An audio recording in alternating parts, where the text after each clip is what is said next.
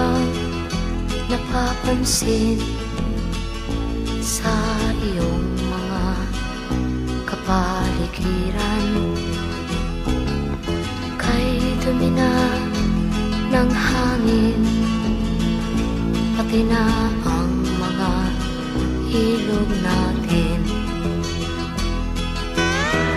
Hindi nga masama ang pag-unlad, at malayo-layo na rin ang ating narating. Ngunit masdan mo ang tubig sa dagat, dati kulay asul, ngayon'y naging itim. Ang mga duming ating ikinalat sa hangin, sa langit, huwag na nating paabutin.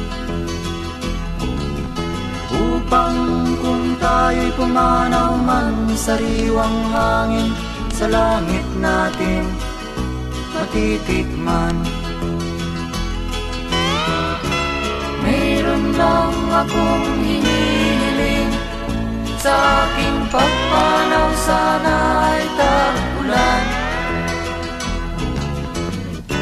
Gitara ko ay aking dadalhin, upang sa ulap na lang tayo magkantahan.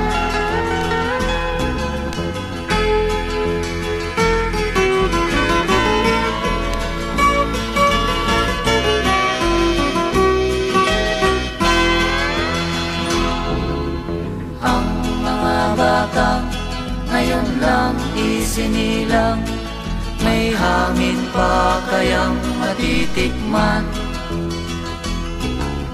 May mga puno pa kaya silang aakyatin?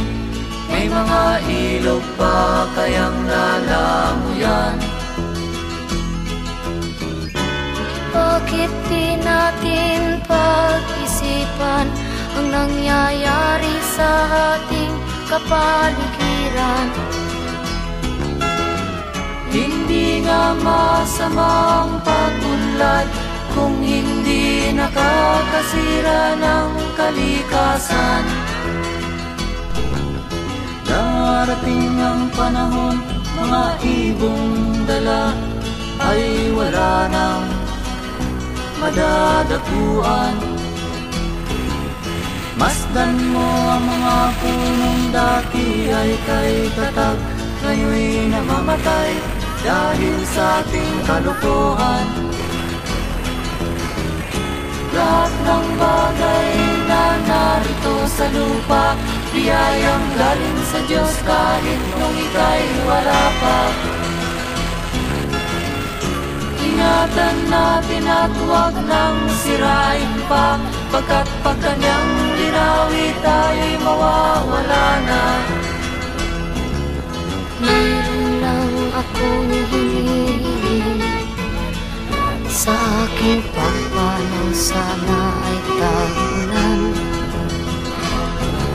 Gitara ko ay aking dadalhin, upang sa ulap na lang tayo magkantahan.